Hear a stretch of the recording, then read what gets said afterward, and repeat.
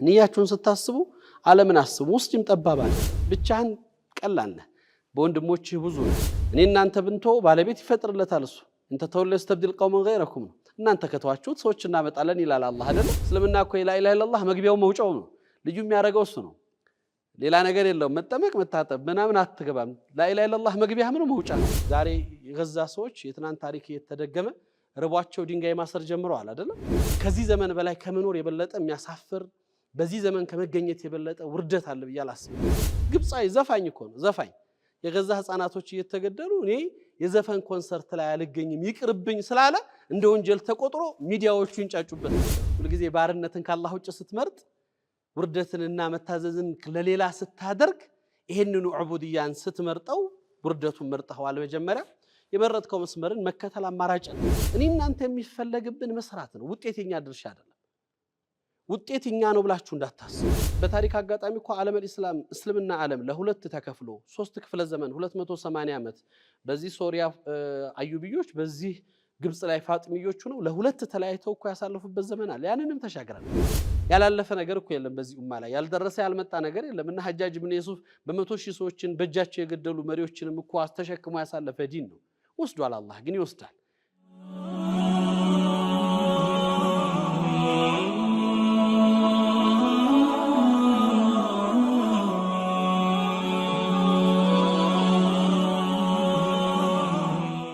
السلام عليكم ورحمة الله وبركاته. እንዴት ናችሁ ወጣቶች? እናንተ የኡማው አመል ናችሁ ወይስ ዓለም ናችሁ? የኡማው ተስፋ ናችሁ ወይስ ስቃይ ናችሁ? ኢንሻአላህ ተስፋ ትሆናላችሁ። ያው ወጣቶች ጋር በተገናኘት ከምንም ነገር በላይ ደስ ይላል። ትልቅ ኃይል ስለሆነ ወጣቱ በትክክል ዲኑን ካወቀ የተፈጠረበትን ዓላማ ከተገነዘበ ለማህበረሰቡ ተስፋ ነው።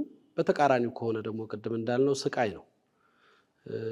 በተለይ እንደኛ አይነት ሀገር ውስጥ በ70% በላይ ወጣት ተብሎ በሚታሰብበት ሀገር ላይ ትልቁ የሀገር ኃላፊነትና እናንተ ላይ ነው ያረፈው ማለት ነው። ወይም እዚህ ወጣት ኃይል ላይ ነው ያረፈው ማለት ነው። ታሪካችንን መለስ ብለን ስንመለከት የኛ ታሪክ በወጣቶች የደመቀ የወጣቶች ገድል፣ የወጣቶች ውጤት፣ የወጣቶች አጠቃላይ ከፊት መቆም ያመጣው ዛሬ እንድንደርስ ያደረገው ይሄን እስልምና ነብዩ መሐመድ ሰለላሁ ዐለይሂ ወሰለም በሐዲሳቸው እንደገለጹት ነሰረኒ ሸባብ ወከዘበኒ ሽዩኽ ይሉ ነበር። ወጣቶች ረዱኝ፣ ሽማግሌዎች አስተባበሉኝ ይላሉ። በዘመኑ ከፊታቸው ቆሞ የነብዩን ሪሳላ ወደፊት ለማራመድ ትልቁን ድርሻ የተወጡት ወጣቶች ናቸው። ነብዩ 40 ዓመታቸው ነበር። የነብዩ ተከታይ አቡበከር 37 ዓመታቸው ናቸው። አላህ ስራቸውን እንደላቸው እያለ ስትወርዱ ነው ዑመር እየቀነሰ ይሄዳል። ከዛ በታች ያሉት ከ30 ዓመት በታች አብዛኞቹ ደግሞ ከ20 ዓመት በታች የነበሩ ሪሳላውን ተሸክመው አማናውን ይዘው የሰው ዘርን ለለውጥ ወደፊት ያሻገሩት የማህበረሰብ አላህ የመረጣቸው ትልቁ ለዚህ ኡማ ያጫቸው ምርጥ ሰዎች እነዛ ወጣቶች ነበሩ። ዛሬ ወጣቱ ያለበት አህዋል በጣም ከባድ ነው። ኢላ መረሂመ ረቢ አላህ ያዘነለት ሲቀር የተፈጠረበትን ዓላማ ተረድቶ መስራት ያለበትን ነገር አሻራውን አስቀምጦ ለማለፍ የሚተጋው ወጣት በጣም ጥቂትና ውስን ነው። አብዛኛው በብዙ ነገር ውስጥ ገብቷል። አልባሌ ነገር ላይ ወድቋል፣ ተጠልፏል። ሸበከተ ተዋሱሉ ይሄ የሶሻል ሚዲያው እየወሰደው ያለው ትውልድ ቀላል የሚባል ቁጥር አይደለም። ለብዙ ነገር ሱስ ተጋላጭ ሆነ ካመለካከቱ ካስተሳሰቡ ጀምሮ በብዙ ነገር ውስጥ የተጠለፈ ሞዴል አድርጎ የሚያያቸው ወይ ፎሎወር ብዛት ያላቸውን ሰዎችና እንዲሁ ተከታይ ያላቸው ቁጥራቸው የገዘፈ ተሳዳቢዎችን የሚከተል የሚያዳምጥ በእነሱ የሚደነቅ ወጣት ውስጥ ነው ያለነው። ያው ፈተናዎቻችን ብዙ ናቸው። ስለዚህ በዚህ መሃል ደግሞ እንደናንተ አይነት ስለ ማህበረሰብ፣ ስለ ሀገር፣ ስለ ትውልድ የሚጨነቅ ስለ ዲኑ ስለተፈጠረበት ዓላማ ተጨንቆ የሚንቀሳቀስ ኃይል ቅድም እንደተገለጸልኝ ከ30 በላይ ቁጥር ያላችሁ የተለያዩ ድርጅቶች ኃላፊነት የያዛችሁ ወጣቶች ናችሁ እዚህ ፊት የተቀመጣችሁት። ሐቂቃ ተስፋ አለ። እኔ እዚህ ያላችሁት 30 ድርጅት 30 ሰዎች 50 ሰዎች መሆናችሁ አይደለም። እስልምና የቁጥር ጉዳይ መቼም አሳስቦት አያውቅም። በቁጥርም የተረዳ ዲን አይደለም። ቁጥርም ይዞ የተንቀሳቀስ አይደለም። ትልቅ ዓላማ ይዛችሁ ተሰባስባችኋል። ወህደተል ፈህም ወህደተል ቀልብ ወህደተል አመል የሚል መፈክር ነው ያየሁት። የጋራ የሆኑ የተሳሰሩ ልቦች በጋራ ማሰብንና በጋራ መስራትን የፈለጉ እንቅስቃሴዎችን ይዛችሁ ተነስታችኋልና ሁሉ ጊዜ እስልምና ዋህዳ ላይ የተለየ ቦታ ይሰጣል። በጋራ የሚሰሩ ስራዎችን የዓመል الخير ሲሆን ተጠውዓን ለአላህ ተብሎ የሚሰሩ ስራዎች በጋራ ሲያዙ አብሮ ሲሰሩ ደግሞ የበለጠ ውጤት ያመጣሉ። እኔ ትንሽ ነገሮች አንዳንድ ጉዳዮች ላይ ላንሳ። በእስልምና ታሪክ ውስጥ በአጠቃላይ 2% የማይሞሉ ሰዎች ናቸው ዓለማችንን የቀየሩት። ከ120 ሺህ በላይ ሱሐባዎች የመጨረሻው ሐጀተል ወዳ የነብዩ የስንብት ሐጅ ላይ ተገኝተዋል። ከፍተኛ ቁጥር ሙአሪኾቹ የጻፉት 120 ሺህ ሰው ነው፣ ዝቅተኛ 100 ሺህ ሰው ነው።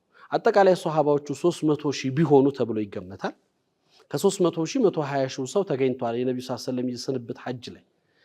ከነዛ 300 ሺህ ከሚቆጠሩ ሱሐባዎች ውስጥ በታሪክ ውስጥ ስማቸው ተመዝግቦ የሚታወቀው የሱሐባ ታሪክ ውስጥ የምታገኙት 2500 የማይሞሉ ሰዎች ናቸው። እዚህ ቦታ ላይ ይሄን ሰሩ ይሄን ተገኙ ነከሌ ተብሎ በየትኛው የታሪክ መጽሐፍ ላይ ብታነቡ 2500 የማይሞላ ሱሐባ ነው በስም የሚታወቀው። እነዚህ ሰዎች ናቸው እንግዲህ በደረጃ በዛው ልክ ደግሞ ወጥተው ጎልተው ማህበረሰቡን አሻግረው ትልቅ ስራ ሰርተው ያለፉትና ሁሉ ጊዜም በዚህ በሊደርሺፕም ኳሊቲ ውስጥ ስታዩ ይሄ በተፈጥሮ መሪ የሚሆኑ ሰዎች የሚመጡት 2% ናቸው ይባላል። 2% ሰዎች ናቸው። ከዛዎች በመሐራ ነው በትሬኒንግ እየተደረገ ነው ሰዎች ወደ እንትን የሚመጡት። ከዛዎች ልክ እንደነ ሰዓድ ኢብኑ አቢ ወቃስ ልክ እንደነ ዑመር ኢብኑ አልዓስ ልክ እንደነ ኻሊድ ኢብኑ ወሊድ አይነት ሲፈጠር ለመሪነት ብቻ የተፈጠሩ ሰዎች ከመሪነት ውጭ ሌላ ቦታ የሌላቸው ሐቂቃ አላህ ሲፈጥራቸው መሪ መሆን እንጂ የማይችሉ ወይም ደግሞ መሪ መሆን እንጂ የሚገባቸው ከዛ ቦታ ውጭ የሌላቸው ሰዎች የቆሙበት ቦታ ሁሉ የሚያሳኩ። ኻሊድ ኢብኑ ወሊድ 90 ጦርነቶችን አድርጓል ረዲየላሁ ዐንሁ። በ90ም ጦርነት ውስጥ አንዴም አልተሸነፈ። 90 መዓሪክ ከባድ ነው እኮ ሁሉም ላይ ድል አድርጎ ወጥቷል። ይሄ ሚዛ ነው መመረጥ ነው የዚህ የሊደርሺፕ ኳሊቲ ነው። ያው አረቦቹ ዓለም ላይ ብትሄዱ እኔ አንድ መጽሐፍ አለኝ አንድ የግብጻዊ ጀነራል የጻፈው 956 ፔጅ የኻሊድ ኢብኑ ወሊድ የመሪነት የጦር መሪነት ስትራቴጂዎችን የጻፈበት መጽሐፍ። ይሄ የግብጻዊ ጀነራል የወታደራዊ ጀነራል እንዴት ነበር በነዛ ሁሉ ማዕረካዎች ኻሊድ ተአምር መስራት የቻለውና ያንን በሚገርም ስትራቴጂ ያሳካው። በቃ ይሄ ሊደርስ ጠንካራ የሆኑ መሪዎች። ስለዚህ እነዚህ መሪዎችን ስታዩቸው የተፈጠሩበትን የኖሩበትን የሰሩትን ያስቀምጡትን አሻራ ስታዩ ቁጥራቸው ውስን የሆኑ ሰዎች 2% ናቸው። ቅድም ወንድሜ መሐመድ ሲያነሳ ብዙ ነገር ለመለወጥ እንደምትችሉ ማሰብ ኢትዮጵያን ህዝብ እያሰባችሁ 120 ሚሊዮን ኢትዮጵያ ህዝብ እየኖርን ይሄን ኢትዮጵያ ይሄን ሰፊ ሀገር ይሄን በብዙ ባህልና በብዙ ማንነት ውስጥ ያለ ኢትዮጵያዊ እንዴት አድርገን ነው ምን ቀይረው ምን ለውጠው ብላችሁ የምትጨነቁ ከሆነ ለዛ ተእሂል አይደላችሁም ማለት ነው። እኛ ነን ያለነው ማንንም የለውም። ይሄን ሀገር ለመለወጥ ይሄን ማህበረሰብ ለመታደግ ነገን ለማስተካከል የምንችለው እኛ ነን። አነ ለሃ የሚል ትውልድ ያስፈልጋል። ባለቤቶቹ እኛ ነን። በብዙ መልኩ ልንለውጥ በብዙ መልኩ ልንቀይር በብዙ መልኩ የተሻለን ነገር ነገ ልናመጣ የተሻለን እዚች ሀገር ላይ አሻራ ፈገግታችንን ልናስቀምጥና ያንን ስሜት ይዛችሁ መነሳት በዛ አይነት መንፈስ መንቀሳቀስ ከቻላችሁ የሚፈለገውን ውጤት ታሳካላችሁ ይቻላል። በተለይ እናንተ ያላችሁበት ፊልድ እንግዲህ እንደወጣት የተለያዩ አደረጃጀቶችን መሰረት አድርጋችሁ የበጎ ተግባራት ላይ ተሳተፋላችሁ። ማህበረሰብ እድገት ላይ የወጣቱ ሚና ላይ ወጣቱ በዚች ምድር ላይ ሊያበረክታቸው ከሚችላቸው አስተዋጽኦዎች አንፃር መስራት ያለበት ነገር ላይ ትኩረት አድርጋችሁ ትሰራላችሁ። ያን ስትሰሩ እንግዲህ እንደ እስልምና ቅድም ሲገለጽ እንደነበር የመጀመሪያችሁ ንያችሁን ስታስቡ ዓለምን አስቡ። ሙስሊም ጠባብ አይደለም። ዛሬ እንግዲህ እኛ የወደቅንበት እንደ ሀገር ፈተና ውስጥ የገባንበት ነገር ከትልቅ እስከ ትንሽ የሃይማኖት ሰው ሳይባል ተጠላልፎ በዘርና በጎሳ እንትን ውስጥ እየገባ ነው አይደለም የሆነ የሚጎተት ነገር ውስጥ። ሙስሊም ግን በፍጹም እንደዚህ አይነት ስሜት ውስጥ አይወድቅም። የኛ መለያችን ይሄ ነው። ሙስሊም አንተ ከግላዊ ማንነት አልፎ ዓለማዊ ማንነት ያለ ሙስሊም አይደለም። ኢትዮጵያዊነት አይደለም፣ ቀበሌ አይደለም፣ ሰፈር አይደለም፣ የሆነ ጎሳ አፍሪካ ዓለም የሚጠባው እኮ ነው። ሙስሊም ስታስብ ስለ ዓለም እንድታስብ የተፈጠርክ ኢያከ ነዕቡዱ ኢያከ ነስተዒን እያልክ ዓለምን ኸልቅን የአላህን ፍጡር ሁሉ አማኝ ሁሉ እንድታስብ የተገደድክ ለሰው ልጅ መዳን ለሰው ልጅ መለወጥ ዓላማ ተሰጥቶ የተላክ ማህበረሰብ የሆነ ሰፈርና መንደር ውስጥ ቁመህ በሆነ ብሔር በሆነ ጎሳ በሆነ ምናምን ታጥረህ እዛ ውስጥ አትንደፋደፍም። ይሄ የኛ መገለጫም አይደለም የኛ ማንነትም አይደለም። በጣም ስንወርድና ስንወድቅ የሚመጣብን ነው። ግን አለመታደል ሆኖ ግን ይስተዋላሉ አንዳንድ ነገሮች። ሼክ ብለን ጠርተን ዓሊም ብለን ጠርተን እዛው ቦታ ላይ ልናገኛቸው እንችላለን። ያ ጉዳይኛ አይደለም። እነሱን አላህ ሂዳያ ይስጣቸው። እኛ ግን የተፈጠርንበት ዓላማ አለን። ስለ ዓለም የተፈጠርን ህዝቦች እዚህ ቁጭ ብለን ስለ ፍልስጤምና ስለ ሙስሊሞቹ እንድናስብ፣ ስለ ሰው ልጅ በደልና ስለ ፍትህ መጓደል እንድንጨነቅ የታዘዝን ህዝቦች አይደለም? እንዴት ብለን ነው አገርህ ላይ ስላለ ወንድምህ እዚህ የሆነ ሰፈር ስላለ የሆነ ክልል ላይ ስላለ ሰው ማሰብ እንዳትችል የምትሆነው? አይሆንም። ይሄንን ነው መለወጥ፣ ይሄን አስተሳሰብ ነው መቀየርና ልክ አንተ ዓለም ስታስብ ያለህበት ቦታ ጠባብ እንደሆነ ትረዳለህ። ወደ ሰፊው ለመሸጋገር ጥረት ታደርጋለህ። ለዚህ ነው ከብቸኝነት ሁለት መሆንን ኢማም ሐሰን አልበና እንደሚሉት ሰዎች አልኢንሳን ቀሊሉን ቢነፍሲ ከሲሩን ቢኢኽዋኒህ ነው አይደለም? ብቻህን ቀላል ነህ፣ በወንድሞችህ ብዙ ነህ። ሰው ሁል ጊዜ ሌሎችን መያዝ ማቀፍ አብሮ መሆን ሲችል ነው ብዙ ነገር መለወጥ የሚችለው። ብቻውን ከሆነ ብቻውን ነው። ያው እንግዲህ እነሱም ደግሞ ናድር ሁክም ስለሌለው እንጂ ግለሰቦችም ሆነ ደግሞ ለዓለም ብቻቸውን ሆነው ደግሞ ዓለምን ትልልቅ ስራ መስራት የቻሉ ሰዎችንም አይተናል አይደለም? በታሪካችን እንችላለን፣ ይቻላል፣ በግልም ይቻላል። በጀማዓ በተሰራ ቁጥር ስራው በረካ ይኖረዋል፣ ውጤቱ ያማረ ይሆናል፣ የተሻለ ነገር መፍጠር ይችላል። ሁልጊዜ የተያያዙ እጆች አብሮ የሚሰሩ ስራዎች አላህም ከነሱ ጋር ይቀላቀልበታል። ለተሻለ ነገር ውጤት ለማምጣት የሚችሉበት እድል ይኖራል። ያን መንፈስ ይዛችሁ ነው መንቀሳቀስ የሚገባችሁ የሚል ስሜት አለ። ማለት ከትንንሽ ጉዳዮች ወጣችሁ ትልቅ ነገሮችን ማሰብ፣ ከሰፈር ከመንደር ወጣችሁ ስለ ዓለምና ስለተሻለ ለሰው ዘር ስለሚጠቅሙ ነገሮች ማሰብ ከቻልን ያን ስሜት ይዘን ከተንቀሳቀስን ውጤት እናመጣለን። እስልምና በታሪኩ እንግዲህ በሂደቱ ውስጥ ባሳለፋቸው ውጣ ውረዶች እስከ ዛሬ ዘመን ድረስ መቼም ዛሬ ድረስ እስልምና እየደረሰበት ያለውን ፈተናና መከራ የትኛውም እምነት ቢደርስበት መቆም ይችላል ብላችሁ ታስባላችሁ? አይደለም። ይሄ በዚህ 100 ዓመት የደረሱ ፈተናዎች ዛሬ ገዛ ላይ እየደረሰ ያለው ፈተና እንደ ኡማ ስንመለከተው ሐቂቃ የለም። ግን አልእስላሙ ባቂ ማዳም አላሁ ባቅ፣ ዘላለማዊ የሆነ ጌታን የያዘ ዲን የያዝ ነውና ዲኑ አለ፣ አላህ እስካለ ድረስ ዲኑ አለ። ዲኑን እኛ የምንኖርለት ዓላማ ነው። ለሱ መኖር ችለን መመረጣችን ለትልቅ ዓላማ መስራታችን እንጂ እኔ እናንተ ብንቶ ባለቤት ይፈጥርለታል እሱ። እንተ ተወለ استبدل قوما غيركم እናንተ ከተዋችሁት ሰዎች እናመጣለን ይላል አላህ አይደለም? የተሻሉ ሰዎች መስራት የሚችሉ ለነጋቸው ብዙ ነገር መፍጠር የሚችሉ ሰዎች እሱ እድሉን ይሰጣል። አላህ Subhanahu Wa Ta'ala ሰዎች መጠቀም እንዲችሉ ያንን ማሰብ ችለን መንቀሳቀስ የኛ ኃላፊነት ነው። ነብዩ መሐመድ ሰለላሁ ዐለይሂ ወሰለም ኡማውን ሲቀርጹ ትውልዱን ሲያንጹ ነገ የተሻለ እንዲሆን ሲያደርጉ ሰዎችን ይዘሩባቸው ስሜት አለ። በእያንዳንዳቸው ወጣቶች ውስጥ እንዲያርፍ ወይም ደግሞ እንዲኖር የፈለጉት ነገር አለ። ለዛ ነው ልክ የሸዋኢቡን ቅርንጫፍ ነገሮችን ትተው ከቁሻሻና ከትንንሽ ነገሮች ከፍ ብለው አድገው ስለ ኡማ እንዲጨነቁ የሚችሉ ትውልዶችን በመድረሰት ረሱላህ ሰለላሁ ዐለይሂ ወሰለም ውስጥ ሲያልፉ ሲፈጥሯቸው ለዛ ሲያዘጋጇቸው ለዛ አይነት ትልቅ ዓላማ ሲያጯቸው ነብዩ መሐመድ ሰለላሁ ዐለይሂ ወሰለም የፈጠሩባቸው ስሜት አለ አይደለም? በውስጣቸው ላይ እንዲያድግ በውስጣቸው ላይ እንዲኖር ያደረጉት ልክ የሪሳላው የ13 ዓመቱ የመኪ ዘመን ስትሉት መካ ላይ ሶላት ሰው ሳይሰግድ ከ10 ዓመት በፊት እኮ ሰው ሶላትም ሳይሰግድ ጾምም ሳይጾም ሐጅም ሳያደርግ ጀነት ገብቷል። የተሰራ ስራ አለ። መጀመሪያ የሚጸዳ ነገር ነበር። ነብዩ ሰለላሁ ዐለይሂ ወሰለም ለዚያ ኃላፊነት ብቃት አወለል ኢስላም ላይ ስትመለከቱ ሰዎች መተው ያልተቀበሏቸው ሰዎች ቆሏል። ነብዩ ሰለላሁ ዐለይሂ ወሰለም ሸሃዳውን ይሰጧቸዋል፣ ግን ቆዩ የሚሏቸው ሰዎች ገና ናችሁ መዘጋጀት ስለነበረባቸው ሪሳላውን ለመሸከም አማናውን ለመያዝ የሚችል ጠንካራ የሆነ ማንነት እንዲፈጠር ያደርጉ ነበርና ያን ነበር እየዘሩ የነበሩት ረሱል ሰለላሁ ዐለይሂ ወሰለም። ይሄ ተውሂድ ላኢላሃ ኢላላህ ምናምን እየተባለ በሆነ ቁንጽል ነገር ተደርጎ ሊወሰድ የሚችለው ነገር እስልምና እኮ ላኢላሃ ኢላላህ መግቢያው መውጫው ነው። ልዩ የሚያደርገው እሱ ነው።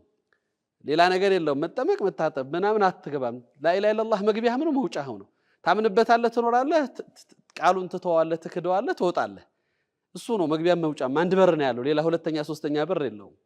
ያንኑ መስመር ግን ህይወት አድርገው እንዲኖሩት ይሄ ከቃል ያለፈ ሰዎች ከሚናገሩት ነገር ያለፈ ህይወት አድርገው መኖር እንዲችሉት በህይወታቸው ውስጥ ያንን ግዙፍ ነገር እንዲገነባ ለማድረግ ነበር የሰሩት አሽረፈል ኸልቂላህ ሰለላሁ ዐለይሂ ወሰለም። በዛ የተገነባ ትውልድ ነው። ልክ ቢላል መጥቶ ያ ድንጋ ያ ቋጥኝ ያ በረሃ ያ ስቃይ ያ መከራ ይገተው አልቻለም። ስለዚህ ነው መጀመሪያ ሶፉን አስተካከሉት፣ ወህደተ ሶፍ እንዲመጣ አደረጉ። ልባቸው ጸዳ፣ ተመሳሳይ ስሜት ውስጥ ገቡ። ልባቸው ሲጸዳ አቡበከርን ከቁረይሽ፣ ቢላልን ከሐበሻ፣ ሱሐይብን ከሩም፣ ሰልማንን ከፋርስ አንድ ሶፍ ላይ የሚያሰልፍ ማንነት ተፈጠረ። ሚዛ የለም። ከለር የለም። ነብዩ ሰለላሁ ዐለይሂ ወሰለም ቢላልን ካዕባ ላይ ሲያወጡት ብዙ ነገር ነው እኮ የሰበሩት ረሱል አሚን ሰለላሁ ዐለይሂ ወሰለም ብዙ ነገሮችን ሰበሩ። እንሱርያን ሰበሩ። ይሄ ቅድም ስናነሳ የነበረውን የዘር አመለካከት፣ የብሔር፣ የሰው፣ የከለር ምንድነው ደረጃ አለ አይደለ? የማህበረሰብ በተለያየ ደረጃ የሚገለጽበት እነዛ ነገሮች እኮ ነው አይደለም? ሰው ልጅ ሰው ብቻ ነው። አላህን ሲያውቅ፣ አላህን ሲያምን፣ አላህን ሲይዝ እኩል ነው፣ ከማንም በላይ መሆን ይችላል አሉና እንግዲህ ያ ሁሉ ሱሐባ ባለበት ላይ አቡበከር አልተጠሩ፣ ዑመር አልተጠሩ፣ ኻሊድ አልተጠሩ፣ ትልልቆቹ ሱሐባዎች ተጠሩ። ቢላልን ጠርተው ቢላልን አዛን አድርግ ብለው ካዕባ ላይ የመጀመሪያ ሰው አድርገው ሲሰቅሉት አስቡት። በቃ ይሄ ጠበቃት በማህበረሰብ ውስጥ የነበረውን የማህበረሰብ መገለጫ የነበረው ይሄ የነከሌ ዘር፣ የነከሌ ጎሳ፣ የነከሌ ደረጃ ምናምን እየተባለ በሀብት በዘር በስልጣን በተለያየ መልኩ የሚከፋፈለውን አካል ሰበሩና ረሱል ሰለላሁ ዐለይሂ ወሰለም ሰውነትን ብቻ ከላይ አነገሱት። አሽረፈል ኸልቅላህ። ከዛ ደግሞ ኢማን መገለጫ ያደረጉለት። ለዚህ ነው ሸይኹል ኢስላም አህመድ ኢብኑ ተይሚያ አላህ ስራቸውን ይደርላቸውና የቢላል ኢብኑ ረባህን ታሪክ በሚገርም ሁኔታ ይገልጹታል። ምን ይላሉ? አርከሰሁል ኩፍሩ አግላሁል ኢስላም ይላሉ።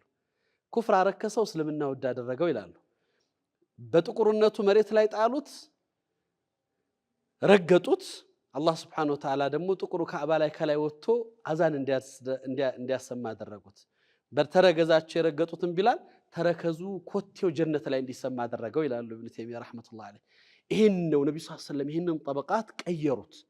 ይሄ ሰው ልጆች ውስጥ ያለውን ሸዋኢብ በጣም የተቀላቀለና መገኘት የሌለበት ከአማይ ልብ ውስጥ መገኘት የሌለበትን ነገር አምጥተው እዛ ቦታ ላይ ያስቀመጡትና ልክ ሶፉና እንዳደረጉት። ለዚህ ነው ትስስሩ ከሆነ አካባቢ የመጡ ሰዎች የሆነ ሰፈር ሰዎች ምናምን ሳይሆን በአመል የሚገናኙ በልብ የተገናኙ በአስተሳሰብ የተገናኙ ተመሳሳይ ልክ ዛሬ ከየክፍለ ሀገሩ ከየቦታው መታችሁ አንድ ሶፍ ላይ ሆናችሁ በአንድ ኢማም ሰግዳችሁ አንድ አይነት ቋንቋ አውርታችሁ እንድትለያዩ ያደረጋችሁ هذا هو الاسلام።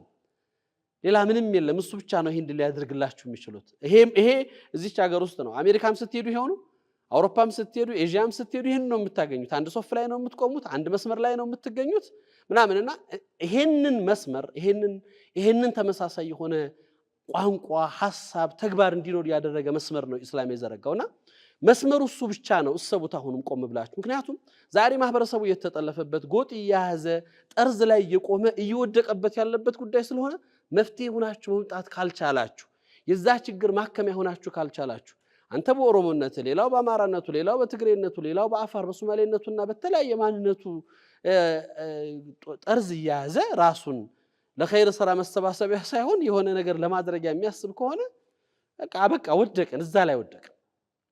ስለዚህ ይሄኛውን ሶፍ ነው የምንመርጠው። ለዚህ ነው ወህደቱ ሶፍ አንድነቱ ሲመሰረት የሚመሰረትበት ዓላማ በአንድ ልቦች የተገናኙ ላኢላሃ ኢላላህ የሚሰበስባቸው የጋራ ሐሳብ ያላቸው ስለ ሰው ዘር የሚጨነቁ የአላህን ኡቡድያ በምድር ላይ ተህቂቅ ለማድረግ እውን ለማድረግ የጋራ ዓላማ ይዘው የሚንቀሳቀሱ ሰዎች አንድ አይነት ሶፍ ላይ ቆመዋል። አንዱ ላንዱ የሚጨነቅ አንዱ ላንዱ አጋዥ ሆኖ የሚመጣበት ይሄን ስሜት የመፍጠሩ ስራ ነው ነብዩ ሰለላሁ ዐለይሂ ወሰለም የሰሩትና ልቦችን አንድ አደረጉ። አቡበከርን ከቢላል ሱሐይብን ከእንትና አድርገው ከዑስማን ከዑመር ሰለማንን አሰልፈው ተመሳሳይ ማንነትን ፈጠሩና የጋራ ዓላማ ያላቸው ከተለያየ ማንነት ውስጥ የመጡ ሁሉም የሚሰበስባቸው እስላም የሆኑ ሰዎችን ፈጠሩ። ሰለዋቱላሂ ዐለይሂ ወሰለም ቢአቢሂ ወኡሚ። ይሄን ስሜት የመጀመሪያው እናንተ በጋራ ለመስራት ስታስቡ ይሄንን አስቡት። ያለ ወህደተ ሶፍ ያለ ጀማዓ እኔ በጣም ከሚገርሙኝ ዛሬ የገዛ ሰዎች የትናንት ታሪክ እየተደገመ ርቧቸው ድንጋይ ማሰር ጀምረዋል አይደለም? ዓለም በትርፍ በሚጨማለቅበትና ዛሬ በመቶ ሚሊዮኖች ድግስ በሚደገስበት ዘመን ላይ አረቦቹ ጋር ሄዳችሁ ምግብ በሚጣልበት ዘመን ውስጥ እዛው ወንድሞቻቸው እየተራቡ የሚበሉት እያጡ በዛ አይነት ቁመና ላይ ቆሞ የማይሰማው የማያስብ ሰው እንዲፈጠር ሆነ። ይሄ ከዚህ ዘመን በላይ ከመኖር የበለጠ የሚያሳፍር በዚህ ዘመን ከመገኘት የበለጠ ውርደት አለ ብዬ አላስብም። እኔ እንደኛ እንደ ማህበረሰብ እንደ ሰው ስናስብ እንዴት አይነት ቁመና ላይ ብንቆም ነው በዚህ ልክ መሆን የቻልነው? እዚያ ሰው የሚበላው አጥቶ እዚህ ለተርፊህና ለማላገጫ ፕሮግራሞች ሳውዲ ላይ ኮንሰርት ሲዘጋጅ እኔ ባለፈው የተዘጋጀው የሪያድ ኮንሰርት ላይ ግብፃዊ ዘፋኝ እኮ ነው ዘፋኝ የገዛ ህፃናቶች እየተገደሉ እኔ የዘፈን ኮንሰርት ላይ አልገኝም ይቅርብኝ ስላለ እንደ ወንጀል ተቆጥሮ ሚዲያዎቹ ይንጫጩበት ነበር። ምን አገባህ አንተ?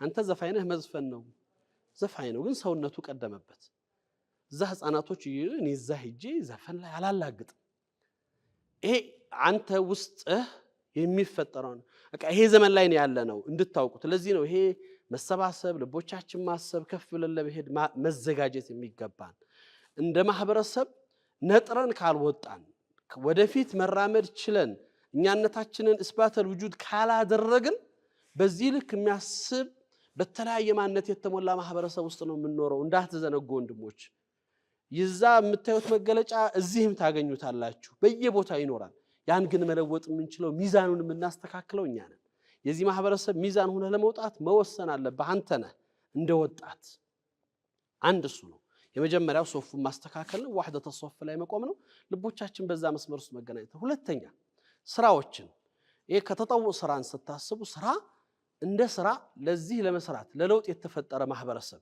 አሻራውን ሊያስቀምጥ እንደተፈጠረ ማህበረሰብ ነገን ቀርጾ ለትውልድ የተሻለ ነገን አመቻችቶ ሊሄድና ለሱ ለአኺራ አላህ ጋር የሚገናኝበትን መልካም ምስክር የሆነ ዱንያ ላይ አሻራውን ፈገግታውን አስቀምጦ ሊሄድ እንደተፈጠረ ሰው እንዴት ነው ልንሰራ የምንችለው ምንድነው ማድረግ ያለብን የኔ ድርሻ የኔ ስራ የኔ ኃላፊነት የኔን ግዴታ መወጣት ነው እኔ የጎደለው መሙላትና መንቀሳቀስ እኔ አለ ያሲን ላይ ሱረቱ ያሲን ላይ አለ ያሲን ተብሎ የተጠቀሰ ሰው አለ አይደል አንድ ሰው እኮ አለ وجاء رجل من اقصى المدينه يسعى ብሎ የሚገልጸው አላህ ስሙ ያልተወሳ ማንነቱም ማይታወቅ ግን አላህ ረጁል ብሎ ጠራው አንድ ሰው ነው ከከተማዋ ዳርቻ የሚመጣ አላህ ለአንዲት ከተማ ለአንዲት ቀሪያ ሶስት ነብዮች ላከ ሶስቱንም ነብዮች አንቀበልም አሏቸው ካለ መቀበልም አሳደዷቸው የነቢያቶች ስራ ብቻ አልነበረም ሪሳላው የነቢያቶች ስራ ብቻ አይደለም ሐላፊነቱ ዳዕዋው ማድረሱ ተብሊጉን መወጣቱ የነሱ ድርሻ ብቻ አይደለም ብሎ ምንድን ነበር ያደረገው ከከተማው ዳርቻ አንድ ወጣት እየገሰገሰ በፍጥነት የሚመጣ ወጣት ነበር ወይም የሚመጣ ሰው ነበር አላህ ቁርአን ላይ ረጁል ነው ያለው ስምም አልሰየመለትም ዑለማዎቹ እዛው በተፍሲሩን በጉንቱም አለ ያሲን ይሉታል ይህ ሰው መጥቶ ማህበረሰብን ያናገረው አይደለም ጥፋቱን ለመታደግ የሰው ልጆች የሚሄዱበትን መስመር ለማስተካከል ነቢያቶች የመጡበትን መስመር ለማሳየት ምን ነካችሁ እነዚህ ነቢያቶች ለምን አታምኑም ለምን አትቀበሉም መዳኛ ይዘውላችሁ መተው ነጋችሁን ሊያስተካክሉ ወደ ምዕራፉ ወደ ተሻለው ደረጃ ሊወስዷችሁ መተው ምን ነው ብሎ የሚናገር ሰው ነቢዮቹ ያልደፈሩትን ድፍረት ደፈረ ማህበረሰቡን ተሐዲ ሊያደርግ ቆመ እንዴት ብሎ እነሱ ፊት ቆመ ተዋሉት አልሰማቸው ገደሉት አላህ የሱን ክብር ለመስጠት ጀነትን አጎናጸፈው ግን ጀነት ሲገባም ብቻውን ጀነት መግባቱ አስጨነቀው አሁንም ደግሞ ያንን ጎዶሎ አደረገበት ያ ለተቀውም ያዓለሙን بما غفر لي ربي وجعلني من المكرمين ምን አለ እነዛ ሰዎች እኔን የገደሉት እኔን የገፉት ሪሳላውን ያፈነገጡት ጥሪውን እንቢያሉት ሰዎች ባወቁትና በተረዱትና ይሄንን የገባሁበትን የደረስኩበትን ቦታ ባውቀውት እነሱ የሚያመስመር በተከተሉት የሚል ሐሳብ ይዞ የተንቀሳቀሰ ሰው ይሄ ማህበረሰብ ውስጥ ግለሰብ ምን ያክል ለውጥ ለማምጣት የሚያደርገው ጥረት የኔ ስራ አይደለም ብለህ ተቀምጠህ ለሌሎች ክፍት ባደረከው ቁጥር ባለቤት ይመጣለታል ያው ብዙ ጊዜ ሐቅ የሚያመጣው ስለጠፋ ነው እኮ አይደለም اذا نطقل مال او قوه سكت الحق ይላሉ ዘመኑ ላይ ገንዘብና ኃይል በመናገር በሚጀምርበት ጊዜ ሐቅ ይጠፋል ይላሉ ያን እስኪ የሚያነሳው እስኪመጣ ድረስ ባለቤቱ እስኪፈጠርለት ድረስ ይሄ ነው እውነታው ብሎ ፊት ለፊት የሚሞግት እስኪመጣ ድረስ በቃ ይሄው ነው እኮ አይደለም ልክ ፍርዓውን እንዳለው ማኡሪኩም ኢላ ማአራሁ ወማህዲኩም ኢላ ሰቢል الرشاد ጆርጅ ቡሽ መጥቶ ይሄን ያለው ወይ ከኛ ጋር ነው ወይ ደግሞ ሶፉን ዛሬም ባይደን ያለው ይሄ ነው ገዛ ላይ ሜዳው ላይ እኛ ስንወርድ ተከትላችሁ ከወረዳችሁ ዋጋ ተከፍላላችሁ አላችሁ ወይ እኛ ጋር መሰለፍ ነው ወይ ደግሞ መንገዱን መልቀቅ ብቻ ነው ከኛ ውጭ አይፈቀድም መቀበል ነው ለምን ጌቶቹን ያልተቀበለ ጌታውን ያልሰማ ምን እንደሚከተለ ይታወቃል ሁሉ ጊዜ ባርነትን ከአላህ ውጭ ስትመርጥ ውርደትንና መታዘዝን ለሌላ ስታደርግ ይሄንን ዑቡድያን ስትመርጠው ውርደቱን መርጠዋል መጀመሪያ የመረጥከው መስመርን መከተል አማራጭ አለ ይሄው ነው እየሆነ ያለው ስለዚህ ልክ እዚህ ቁርአኑ ላይ እንደተገለጸው እኔ ድርሻ አለኝ ቅድም መሐመድ ሲናገር ነበር አና ለሃ በእያንዳንዶቹ ጉዳዮች ላይ ባለቤቱን መውጣት እኔ እናንተ የሚፈለግብን መስራት ነው ውጤትኛ ድርሻ አይደለም ውጤትኛ ነው ብላችሁ እንዳታስቡ በየትኛውም ዘመን ውስጥ እኔ ገርመኛል ቁርአን አንዳንድ ጊዜ ስትመለከቱት ነብዩላህ ኢብራሂም አለይሂ ሰላም የነብዩላህ ኢብራሂም ዱዓ ውጤት ነኝ ይላሉ ነብዩ ሰለላሁ ዐለይሂ ወሰለም አይደለም የነቢዩላህ ኢብራሂም ዱዓ ውጤት ነኝ እኮ ይላሉ። ምናልባት ከ2000 ዓመት በፊት የተደረገ ዱዓ ውጤት ለዛውም በነቢይ ሚን አንቢያ ኢላህ አበል አንቢያ ኸሊሉላህ የሚባል ነቢይ ከዚህ ምድር ላይ ነቢይን ቀስቅስ ብሎ ዱዓ አድርጎ መልሱን የሰጠው ከ2000 ዓመት በኋላ ነው አላህ Subhanahu Wa Ta'ala። የአላህ ወዳጅ የነቢያቶች አባት ታላቁ ሰው በዛ ልክ ያደረጉት ዱዓ ካዕባ ላይ ሐረም ላይ ያደረጉት ዱዓ መልስ የመጣው ከ2000 ዓመት በኋላ ነው። የኢብራሂም ኃላፊነት ምን ነበር አለይሂ ሰላም? እሳቸው ዱዓ ማድረግ ነው። ስራቸውን ሰርተዋል። አላህ ከዚህ ምድር የተሻለ ሰው ቀስቅሶ ዓለሙን የሚያድን ለማህበረሰብ ተስፋ የሆነ ነብይ እንዲያመጣ ለምነዋል። አላህ ከ2000 ዓመት በኋላ መልስ ሰጥቷል። ይሄ ለነብይ ነው። ለኔና ላንተስ? እኔ አንዳንድ ጊዜ አሁን የምታዩቸው ነገሮች ተስፋ አስቆራጭ ናቸው አይደል? አሁን ልክ ገዛ ምናምን ሁለት ነገር ይይዛል። ገዛ ላይ ስተው በቃ ይሄ ዓለም በቃ ላ يصلح ለውጥ የሚያመጣ አይደለም። ይሄ ሁሉ ዓለም ባለበት ይሄ ውርደት ከመረጥን ተስፋ የለውም ብለህ ታስባለህ። በሌላ መልኩ ደግሞ ዒዛን ክብርን ደግሞ ይሰማል። ዓለምን ተሰባስቦ የመጣን ኃይል የሆኑ ገዛ ላይ ያሉ ጥቂት ቁጥር ያላቸው ኃይሎች ፊት ለፊት ተጋፍጠው 4 ወራት የ6 ቀን ጦርነትን እስቲ ያስታውሱት እናንተ። በ6 ቀን ታላላቅ አረብ ሀገራቶችን እነ ግብፅን እነ ሶሪያን እነ ልማናምንን አሸነፍኩ ያለችው እስራኤል 4 ወራትን አንድ እርምጃ መራመድ ሳትችል ሁሉ ነገር ተዘግቶ ቁመዋል። ሪጃሎች አሉ። ስሙድ ጽናት ተምሳሌት የሆነ ማንነትን ታያለ። በዛ ደግሞ ዒዛ ይመጣል። እንደ ሙስሊም ስታስብ ለካ አላህ ሪጃሎች አሉት። በየዘመኑ ሰዎችን ይፈጥራል። ሐቂቃም እያሳየን ነው። እንዳሉት ሰዎች እንዳሉት እያሳየን ልክ በዛው ልክ ይሄኛው ውስጥህ ላይ የሚሰማው ስሜት እንዳይኖር ይሄ መክሰሩን መጥፋቱን ተስፋ መቁረጡን አንተ ማድረግ የሚገባህ የራስህን ድርሻ ከመወጣትና ኃላፊነት ላይ ከመገኘት ያለፈ ስላልሆነ እኛ መስራት ያለብንን ስራ ከሰራን ውጤት አንጠብቅም። እንኳን በስራ ዑመር ኢብኑ ኸጣብ አላህ ስራቸው እንደላቸውና እኒ ለአህሚሉ ሐመል ኢጃባ ይላሉ። እኔ ዱዓ ሳደርግ ስለ መቀበል አልጨነቅም ይላሉ። ምክንያቱም አላህ ይቀበላለሁ ብሏል። የኔ ስራ አይደለም እንዲቀበለኝ መጨነቅ፣ እኔ በሚገባው ዱዓ ማድረግን ነው የምጨነቀው ይላሉ። ኢጃባው ላይ አልጨነቅም። በቃ ዱዓዬን ግን አላህ በሚያፈልገው መልኩ አድርጌያለሁ ወይ የሚለው ስሜት ያ ስሜት ነው የሚያስጨንቀኝ። በዛም ፈስልክ ይሄ እንትኑ እንደበዛው ሁሉ ፈተናው እንደመጣ ሁሉ ይሄንን መቀየር የሚችል ዛሬ እንዳይመስላችሁ ዛሬ እዚህ ገዛ ላይ ተፈጥሯል። በታሪክ አጋጣሚ እኮ ዓለም الاسلام እስልምና ዓለም ለሁለት ተከፍሎ 3 ክፍለ ዘመን 280 ዓመት በዚህ ሶሪያ አዩብዮች በዚህ ግብጽ ላይ ፋጥሚዮቹ ነው ለሁለት ተለያይተው እኮ ያሳለፉበት ዘመን አለ። ያንንም ተሻግረናል። ያላለፈ ነገር እኮ የለም በዚህ ኡማ ላይ ያልደረሰ ያልመጣ ነገር የለም። እና ሐጃጅ ኢብኑ ዩሱፍ በመቶ ሺህ ሰዎችን በእጃቸው የገደሉ መሪዎችንም እኮ አስተሸክሞ ያሳለፈ ዲን ነው። ወስዷል። አላህ ግን ይወስዳል። ልክ እንደወሰደው እነሱን ይወስዳል። ለዚህም ሰዎች ተራቸው ይደርሳል ይሄዳል። ምን ይዘን እንሄዳለን ነው የኔና የናንተ ድርሻ። ስለዚህ መስራት መነሳት ልክ አለ ያሲን ላይ እንደተገለጸው ቁርአኖች ውስጥ በተለያየ ቦታ ላይ የምታገኟቸው ታሪክ ቅድም መሐመድ ያችን ወፏን ታሪክ ሲያነሳ ሁድሁድን ታስታውሳላችሁ። እኔ በጣም ከሚገርሙኝ እዛ ሱረቱን ነምል ላይ አላህ ነምል ለምንድን ነው ስላን ጉንዳን ታሪክ ሊያወራን ነው ለኔና ለናንተ መረጃ ሊሰጠን ነው ቁርአን ላይ ምዕራፍ የሰየመው? ምንድነው ይሄ ጉዳይ? እንዴት ነው በዚህ ልክ የመጣው? ዚክራ ኻሊድ ይሄ ዘላለማዊ ሆነ ትውስታ እንዲኖር አድርጎ ማስቀመጥ አንዲት ጉንዳን ወይም አንዲት ቁጫጭ ምንድነው አላህ የፈለገው በዚህ ጉዳይ ውስጥ? ምንድነው አላህ ሊያናግረን የፈለገው? መረጃ ሊሰጠን ነው? አብራን ነው የምትለው እናቃታለን የት እንደምትገባ የት እንደምትወጣ። ስለ ቁጫጭ ስለ ጉንዳን መረጃ ያለው ሰው የሌለው ሰው አለ ከአጠገባችሁ? እለት ከእለት በየቤታችን በየሐያታችን ውስጥ ያለች ምናቃት ፍጡር ናት። ምን ያስፈልጋል?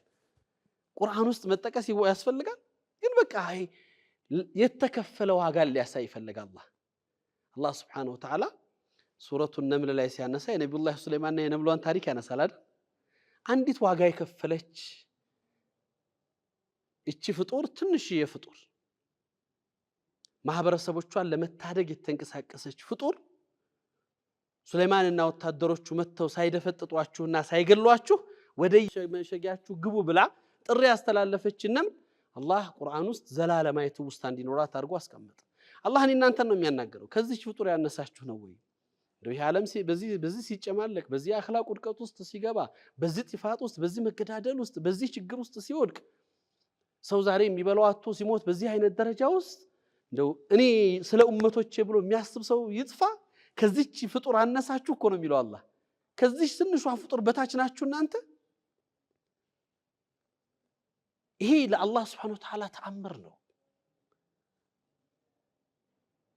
እኔና እናንተን የሚያገነ እዛው ታሪክ ውስጥ ነው አይደለ ሁድሁድን የምታገኙት ሁድሁድም እኮ ከወፍ ከፍ ያለ ከርግብ ከፍ ያለ ትንሽ በራሪ እንስሳ ነው አይደለ ፍጡር ነው ግን ርቀት የሄደበትን ርቀት ተመልከቱት መልእክቱ ማድረሱ ብቻ አይደለም የሁድሁድ መልእክት ማውሳቱ ብቻ አይደለም የነብዩላህ ሱለይማን መልእክት ማድረሱ አንድ መልእክቱን ያደረሰበት ኢትቃን ፐርፌክሽን የነበረው ሂደት የገለጸበት ገለጻ ሰበእን ያወሳበትና ያቀረበበት ለነብዩላህ ሱለይማን የወሰፈበት ሲፋ ይገርማል በጣም ዲቃ ያለው በጣም ፐርፌክሽን ነው አይደለ ሄደው ሁድሁድ ያ ብቻ ግን አይደለም ሁድሁድ ያን አይቶ በዛ ህንጻ ተደምሞ በዛ ስልጣኔ ልቡ ተማርኮ ብቻ አይደለም ሲመጣ ግን ያዘነበት ነገር አለ እነዛ ይሰለጠኑ በሰበእ ግንቦች ያንን ትልቅ ታሪክ የያዙ ማህበረሰቦች ግን ከአላህ ውጭ ነው የሚያመልኩት ፀሐይ ነው የሚገዙት በዛ ተቆጨ እንዴት ይሄንን ፍጡር ይገዛሉ ብሎ ስሜት ውስጥ ገባ አዘነ እና ምንድን ነበር እሱ ምሳሌ ያቀረበው ሁዱድ ያቀረበው ያ የተደበቀችን በቃይ የሚያቅን ጌታ አይገዙንም ምን ብሎ ነው የጠየቀው ይሄን ተራራ የፈጠረ ይሄን የሰው ልጅን በዚህ መልኩ ያነጸ አይደለም ምክንያቱም አቅሎ ያን እንዲያስብ ያልፈቀደለትም አላህ እሱ ስለሚያቀው ነገር ነው የሚያወራው ሁዱድ በተፈጥሮ ይላሉ ሙፈሲሮቹ ለሽግር ጊዜ ብሎ ደብቆ የሚያስቀምጠው እህል አለ በዛ ቋንቋ ነው ያወራው ያን የተደበቀ እህል የሚያቅን ጌታ እሱን አይገዙም እንዴት እንደው ፍጡርን ይገዛሉ ብሎ ነው ያቀረበው إذن الله እነዚህ ሁለት እንስሳዎችን ሁለት ትንንሽ ፍጡሮችን አነሳና አንተ ከነዚህ ፍጡር በታች ነህ እንዴት ነው ስለ ማህበረሰብ ማትጨነቀው እንዴት ነው ስለ ሰው ልጅ መዳን ማታስበው እንዴት ነው ይሄንን ስሜት የመስራት ስሜት ልባችሁ ውስጥ እንዲኖር ስለ ማህበረሰብ መጨነቅ ስለ ሰው ዘር ማሰብ ማህበረሰብ የጠፋ መዳን አለበት ብለህ ችግሩን ለመቅረፍ የምታደርጋት እያንዳንዷ እንቅስቃሴ ኃላፊነት ስለዚህ ይሄንን ነው ልቦቻችን ተሳስሮ በጋራ ሆነን ነገን ለመለወጥ ትውልዱን የተሻለ ለማድረግ ኃላፊነታችን ለመውጣት መወሰን እንደመጨረሻ ሐቂቃ እናንተ ናችሁ የዚህ ኡማ ተስፋ ይሄንን ማሙ ይሄ ማህበረሰብ መዳኑ መጥፋቱ ያጣውንም ነገር ማግኘቱ የተሻለ ነገር እንዲኖረው ማድረጉንም ትችላላችሁ እንችላለን ብላችሁ ተነሱ እንደምትችሉም እመኑ አላህ Subhanahu Wa Ta'ala ከአቅማችን በላይ ያመጣው ነገር የለም የማንችለው ነገር የለም ለዛ ደግሞ ስንተባበር በጋራ መስራት ስንችል ደግሞ ውጤት እናመጣለን እነዚህ ደግሞ አመለ ኸይሮች የተባሉት ስራዎችን በእስልምና ታሪክ ውስጥ በጣም ብዙ ቦታ ላይ ታገኙዋቸዋላችሁ ሰዎች ዲንን ፈልገው ማህበረሰብን እንታደጋለን ብለው ለማገዝ ይሄዱባቸው ርቀቶች የሰሯቸው ስራዎችና ውጤቶች አላህ ዘንድ ያላቸው ደረጃዎች ቅድም ብዙ ነገር መሐመድ ሲነካካ ስለነበር እንዳያችሁት ነው ስትኖር ስለ ሰው ዘር ነው የምትጨነቀው ስለሆነ ዲን ስለያስከው እስልምና ምናምን አይደለም የተላከነውኛ ከዛ ከጠባቡ ሰፊው ላይ ስለሆነ ስለ ሀገር ስለ ኡማ ስለ ማህበረሰብ ስለ ሰው ዘር በአጠቃላይ ነው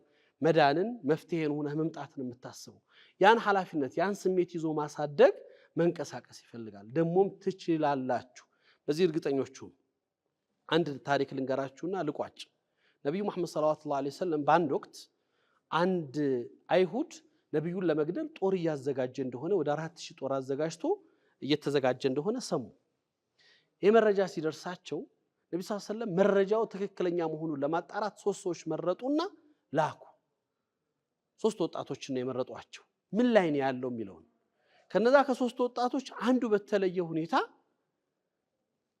ጉዳዩን ማጥናት ብቻ አይደለም መረዳት ብቻ አይደለም ያለበትን ደረጃ ማወቅ ብቻ አይደለም በጥቢ የሚያቃት ያጠባቸው አይሁድ እናት ነበረችና እሷን ተጠቅሞ ሰውየው ጋር ያለኝን መረጃ ልስጠው ስለ ሙሐመድ ለሱ የሚጠቅመው መረጃ ብሎ ውስጥ ሰርጎ ገብቶ በጨለማ እሱን ገድሎ አንገቱን ቆርጦ ለነብዩ ዘላቸው መጣ ሰላቱ አይሰለም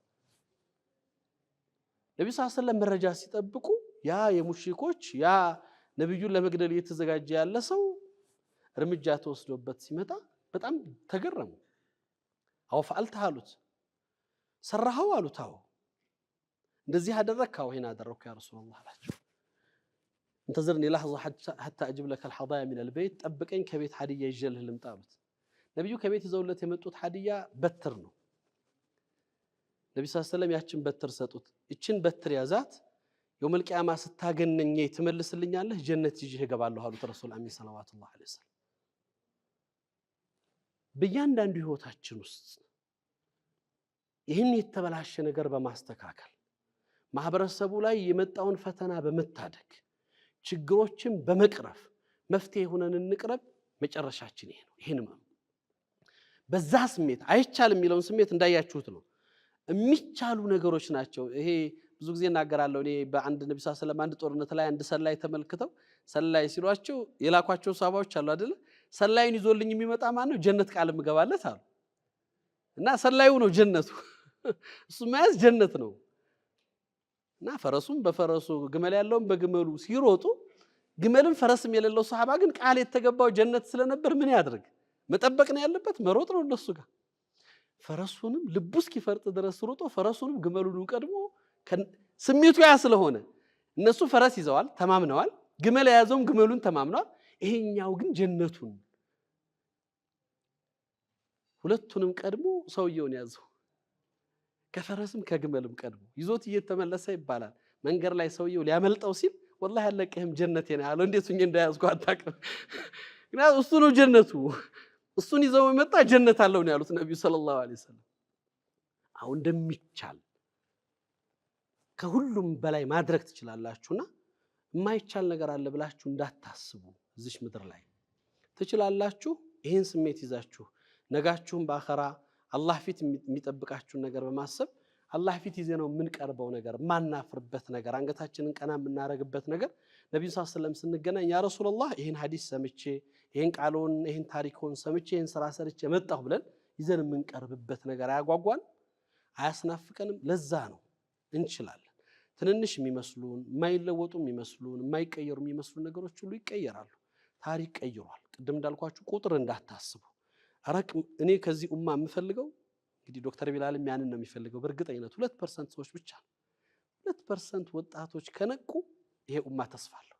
ከ120 ሚሊዮን የኢትዮጵያ ህዝብ 2% ስንት ነው? 2% ይመጣው አስቡት። እቺ ሀገር ምን ልትሆን እንደምትችል እነዛ 2% የገባቸው የተረዱ የተሰባሰቡ ልቦች አንድ ሐሳብ ያላቸው በጋራ ለመስራት የወሰኑ ሰዎች ከመጡ እቺ ሀገር ሁሉንም ነገር ትሆናለች። ይሄው ነው ዓለም የተቀየረበት ታሪክ። መሆን ትችላላችሁ፣ መለወጥ ትችላላችሁ። በዚህ መንፈስ ተንቀሳቀሱ። ኢንሻአላህ ብዙ ነገር እናንተን እንጠብቃለን። በሐያት ያለን ብዙ ነገር ታሳዩናላችሁ ኢንሻአላህ። ወቢላሂ ተውፊቅ። ወሰላሙ አለይኩም ወራህመቱላሂ ወበረካቱሁ።